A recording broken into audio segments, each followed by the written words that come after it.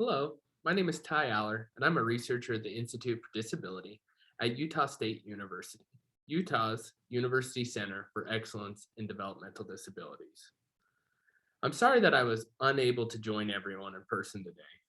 I've had a family trip scheduled for 6 months, and unfortunately, it just happened to land on this specific week. Before I get started, I just wanted to quickly express my appreciation to the National Research Consortium and everyone involved for this funding opportunity, as I'm really genuinely excited about the foundation this grant is helping us create and the relationships it's helped bridge. Now, I'm going to briefly explain our project and provide an update and our next steps. Our project is titled Psychological Flexibility in Adults with ASD. Psychological distress in the context of COVID-19. This project explores a strength-based concept called psychological flexibility. Psychological flexibility is the ability to stay open to our internal experiences, like our thoughts and feelings, staying aware of our sensations in the world around us through mindfulness-based practices, while also being able to commit our actions toward things that we care about the most, like being kind or caring to someone, even when we might be pretty distressed. Research has indicated that everyone has the ability to be psychologically flexible, but this strength has not traditionally been explored in adults with ASD. In fact, research often takes a perspective of inflexibility and how that contributes to poor outcomes, so they don't take a strengths-based perspective.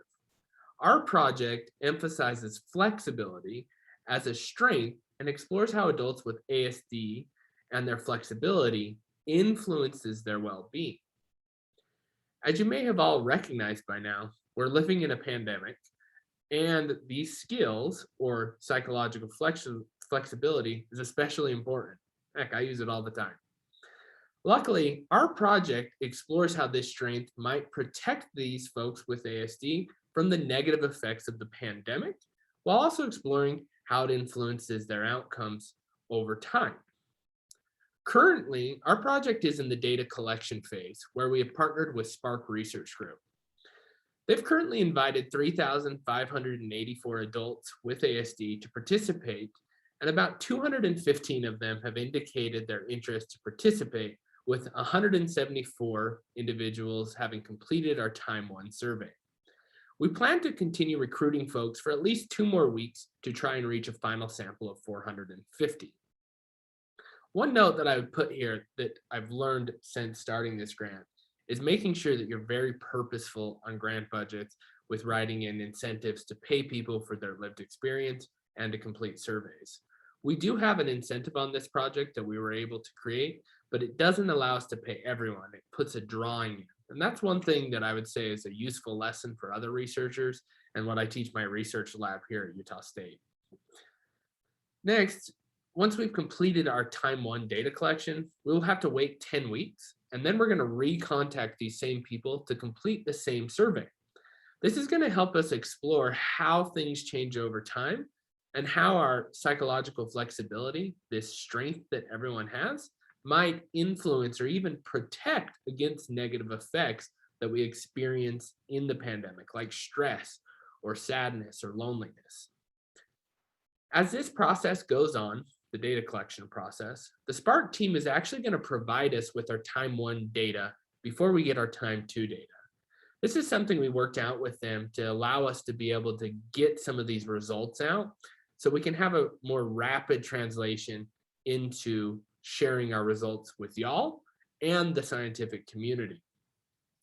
The first papers we're going to plan to complete assess the qualities of measures that actually help us measure psychological flexibility. This is really important from a research standpoint because these measures are not validated in this population. So that's why a lot of folks actually don't end up studying.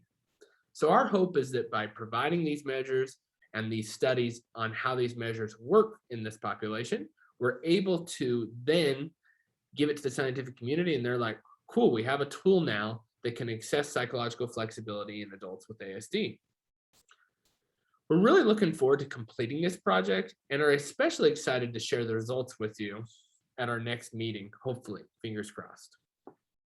I just wanted to say again, thanks for everyone and all you have done to help support this project. And we really look forward to sharing the future results with you in hopefully a really short time.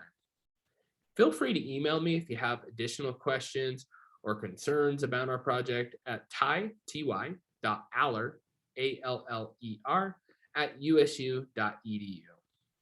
Looking forward to chatting to you guys in the near future. Adios.